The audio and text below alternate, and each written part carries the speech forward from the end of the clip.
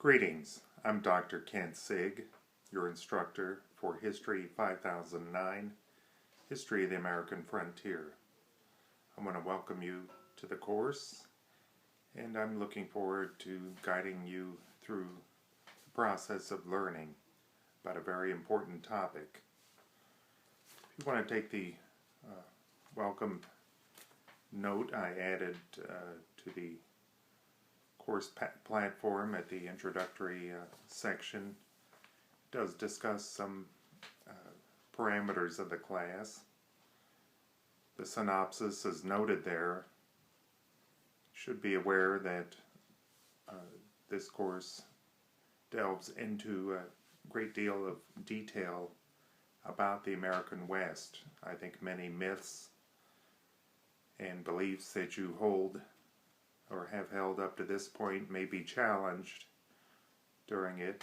Groups and persons that you think may not have played an important role in the West did, and the stereotypical images that we have of the frontier are myths in and of themselves. The frontier is not just a geographic place. It was defined throughout American history as being west, but of course west depends on your own perspective. It's situational in some regard, but beyond being a geographic place, it's also a concept, an idea.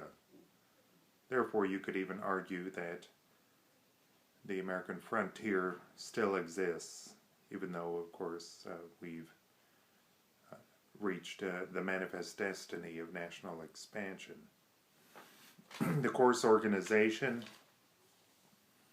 includes the discussion forums each week, in which you need to make your initial post a response or reaction to a question I will pose, and then a few days later, or within a few days, then reply to other posts by your colleagues. Now note that you should post by Thursday and get all of your responses in, replies to other people by Sunday, so that you can receive full credit. This is a graduate course in history, and therefore it's quite a lot of reading and a time commitment detailed on the syllabus, so be prepared for that. Now, that being said, in terms of it being onerous, you should not expect that. You should attempt to enjoy the course.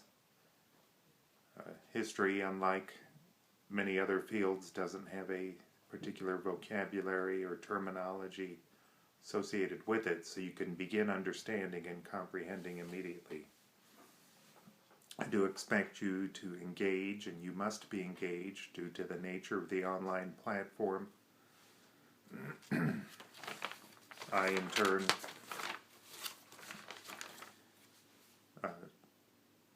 do want and intend to offer you feedback throughout your learning. I think, though, that you have to be aware that a proactive stance from your point of view would be the best approach, meaning engage and eagerly seek out learning. I am a guide in that endeavor. I can lead you through it, point out things of significance, but you'll also be able to contribute to the learning of other students, and even to the knowledge base of the instructor. So feel like you're fully engaged. I am available to assist you on any matter, so feel free to contact me. Much of my contact information is on the syllabus. If you want to refer to that, I'm available at basically any time, given the asynchronous nature of online offerings. Attempt to reach me at any time. Leave a message if it's after hours or after business time, standard days, and I'll get back to you as soon as I can. But don't hesitate to reach out regarding issues you have with the course. The textbook is the Hein and Faragher American West, and that can be bought through the bookstore, through online as well. It's widely available. It's a very popular book that's used. It's comprehensive yet not encyclopedic. It's very interpretive, and its interpretation comes from the point of view of the New Western Scholars orientation, which is useful to us in that it examines the West from the perspectives of many different groups that were involved and in many different ways that hadn't previously been examined before the rise of this group of scholars. So definitely have to have the book, and it will be the main source of content knowledge that you will learn. I will provide audio lectures throughout the balance of the course that will point out some of the key areas of knowledge and facts and even factoids that you should recall or be observant of as you do your reading. But again, it's up to you to acquire the baseline knowledge that you'll need in order to pass the course. The second page of the syllabus includes basically what do you have to do in the course to pass. And as graduate students, you're not interested just in passing, but in making a B or above in order that the course applies towards your graduate degree. And the fact that you've enrolled in this course means that you have preparation that is relevant and should be adequate to allow you to complete the course successfully at the B or above level. Discussion, question, responses are one of the main items you should address. These are weekly, every week of the course, and you should do them. The questions sometimes are broadly worded, but they're meant to be thought-provoking and to elicit your interpretation as well as relevant facts that you've uncovered. So provide that, your opinion, as well as supporting data or material that helps you in that regard. The discussion question replies are also required, and those are follow-up comments to other students. It's not just I agree or don't agree. You should address what the student says. You could ask follow-up questions or provide explanatory information and elicit greater response from them. It can be a back and forth that will prove very valuable towards your learning. In this course, I'm asking you to do a select number of book reviews. Now, these are reviews of scholarly books or articles from scholarly journals, the primary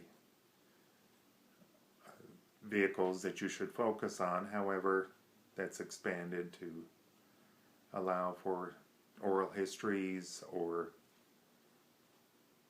works of literature contemporaneous to the periods we're discussing, or even commercial or artistic films, not documentaries, but artistic type films that are written about the West, and then you would critique or comment on that within the context. You should carefully choose your topic, your particular book or item that you're reviewing. There is a possibility that you can submit those as a video review if you'd like. However, it would be the same as doing a book review, the same level of requirements with supporting material and assessment and analysis and placing the item within proper historical context.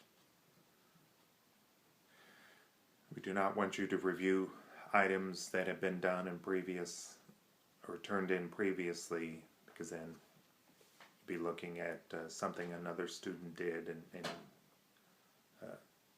essentially using that to guide what you're writing. A unique assignment in this course is an exhibition paper, meaning I want you to visit, for instance, a museum exhibit and comment upon the type of exhibit and what it holds relating to the American West or the frontier. You can focus on a particular item if there's a lot written about it and it's significant, or a broad range of items. But I do want you to have that cultural, artistic experience here, because the book focuses quite a bit upon social, political, and military and economic, and this will be an opportunity to delve into the cultural aspects. I would prefer that you don't do this exercise via an online visitation, that you actually get out to a museum and look at the materials. The extent of the exhibit, how large it is not so significant. Your assessment of the items there are what is important. The last requirement, as exists in almost every graduate history course that you might take, is the research paper.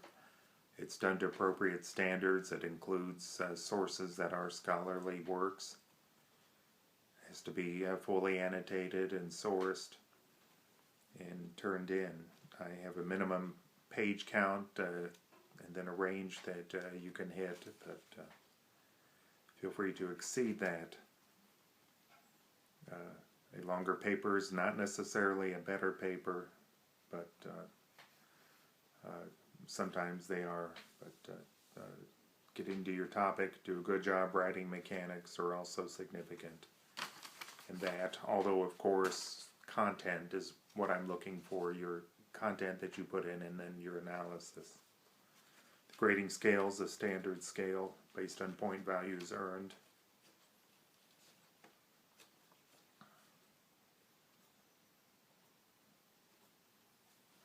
Now, a word about academic misconduct, which we have to be very careful about, particularly in an online environment where I don't see you on a daily basis. You must avoid things like plagiarism, repeated usage of work that you've done in other classes, falsifying information, copying, so forth. Can get you in big trouble. That's the one thing academic institutions are not liberal about. And so you face a bureaucratic process if you engage in academic dishonesty. So just try to avoid that.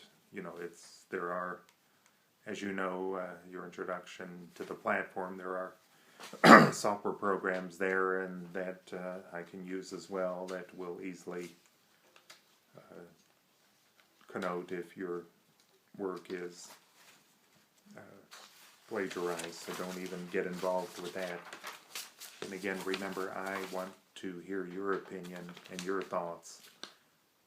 That's what's important to me. That's what's interesting to me and what I can learn from you.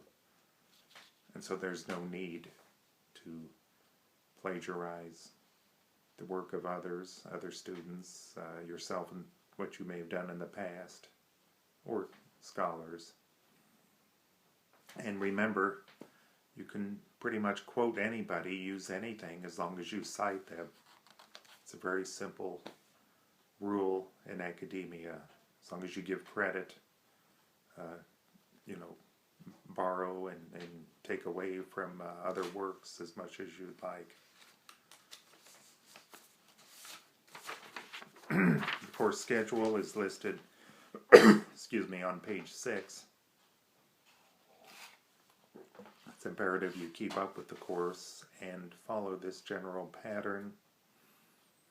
We shouldn't veer too far off from this. There's a lot of material being thrown at you in a very concentrated amount of time. This course is only 7 weeks as opposed to 16, and thus it's very rapid.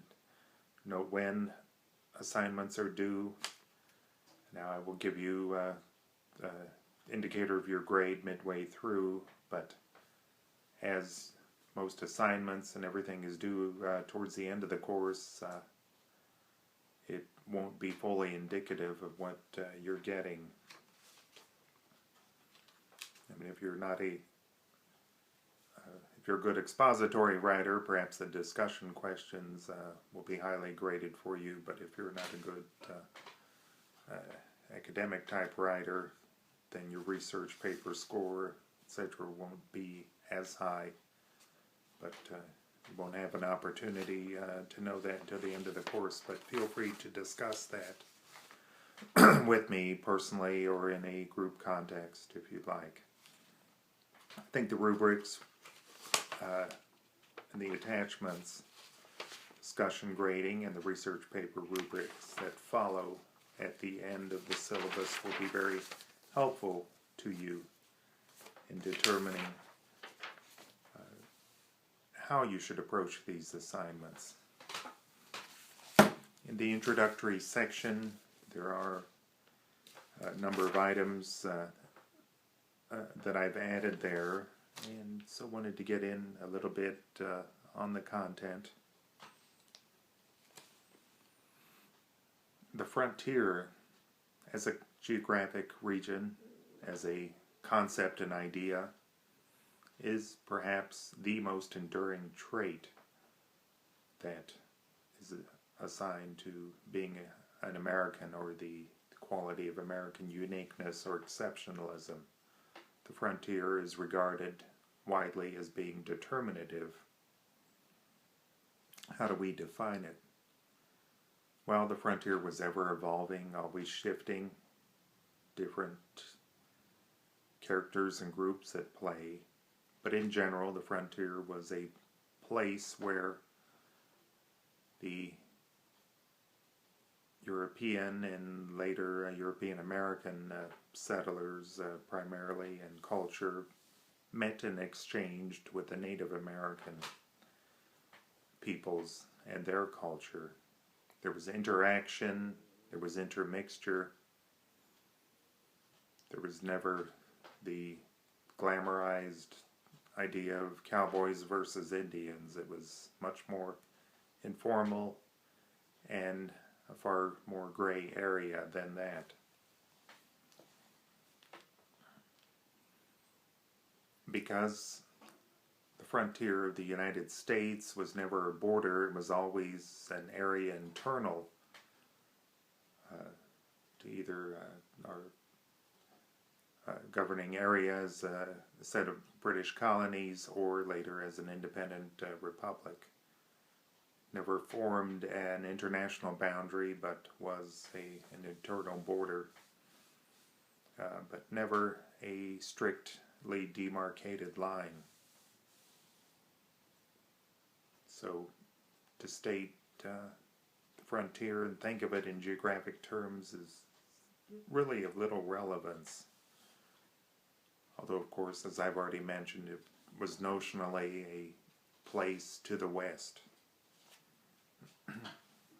So taking that idea of a frontier being a place of interaction of the main peoples that dominated the continent, plus other groups that formed minorities you begin to think of the frontier in very different terms than what has been portrayed traditionally. Now, much of America, even in the early days, even in the eastern part of the country, was unsettled. Yet that didn't mean that it wasn't populated or that certain groups didn't regard it as their lands. Many tribes were nomadic, and yet, of course, there were more Indian groups that were sedentary farmers or fishermen, etc. Indeed, in the days of our colonial period, Indian territories were demarcated by the Crown. Although, of course, that in practice was ignored by settlers coming in and displacing the Indians. The Native Americans themselves were divided and not unified, and that contributed to their displacement. So, on the frontier, we see quite a bit of conflict. Now, the frontier itself evolved to accommodate the ever-encroaching settlement, and yet, again, was formed in a state of conflict, tension, conflict, often resulting in open warfare. So expansion on the frontier and encroachment past the frontier did lead to an increase of violence, which unfortunately also marks American history.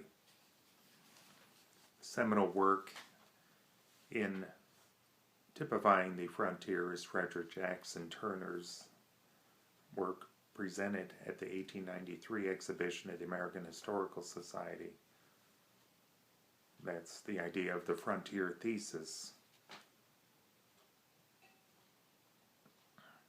Indeed, at that point, Turner became a household name. The frontier thesis was perhaps the most well-known theory in academia. The central concept of it was that the American character was forged on the frontier with that interaction with successive waves of exploration, of traders and trappers, of miners, of farmers, and then urbanization to follow. The notion in Victorian times was that civilized society, through these successive waves, conquered savage lands, and in the process of new identity was forged among the Eurocentric peoples, and the concept of a manifest destiny of America reaching its full potential and glory as it spread across the continent was realized. Turner had written his thesis in reaction to the declaration by assessments of the 1890 census that the frontier had been finally closed at that point. And so it was a lament and a portent that America would be changing, however, its central character formed by the frontier. And indeed, in the aftermath of Turner's book, Westerns became popular, dime novels, and then movies. When movies came about, plays before that, and shows like Buffalo Bill's Wild West show. And indeed, perhaps for 75 or more years, Westerns dominated as the most popular cultural entertainment in the United States, and significantly around the world. And it really wasn't till you got close to 1970 that the Westerns lost their prominence. A new way of thinking evolved from the leftist orientations that entered academia and really changed not just scholarly works, but the glamorization of the West as evident in popular culture. So that went away. American exceptionalism, that notion was undermined at the time, and so was the idea of the West. A more realistic way of looking at it came about.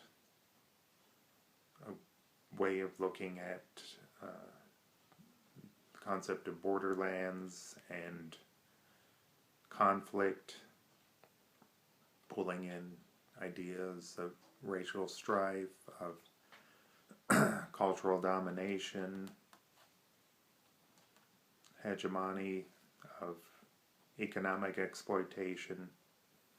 So a politicization here in the 1970s that then reached their peak with the 1987 publication of Professor Patty Limerick's Legacy of Conquest, and the new Western history orientation enveloped the field. Now, while scholars tend to examine events one way, and always do so in the past tense, to think of human events in a vacuum is not accurate. Human events are living, evolving interpretations of past events evolve as well. There's a bit of moral relativism about that. In academia, the idea of the frontier as an ideal has long been discarded. However, in American society, the concept of the frontier as being essential to the development of our national character still holds great sway, and among the people has not been lost. And you can see that in some of the readings that I've attached to this section, and also look at the Turner thesis at the beginning of the next unit, both of which need to be done this week, the introduction and the week 1 readings and discussions. So that should be a thought-provoking piece here by McNamee. I also have a news and announcements section there under the introductory unit, which will be an area that we can place relevant news stories of contemporary times and discuss them as students of history. That's important for us to look at even contemporary events within a much longer context, and therefore we have a much better idea of how the ideas discussed should be framed, or how particular issues, problems, or conflicts have arisen. And indeed, a knowledge of history will give you a good notion of how to address such contemporary issues. I would say history never repeats itself. Conditions and human nature and people are always changing, sometimes evolving forward, sometimes steps backward, but things that have occurred in history in the past and approaches to resolution can be valuable in examining things that are occurring now. So I want to thank you for taking the course, and I look forward to this journey together. Take care.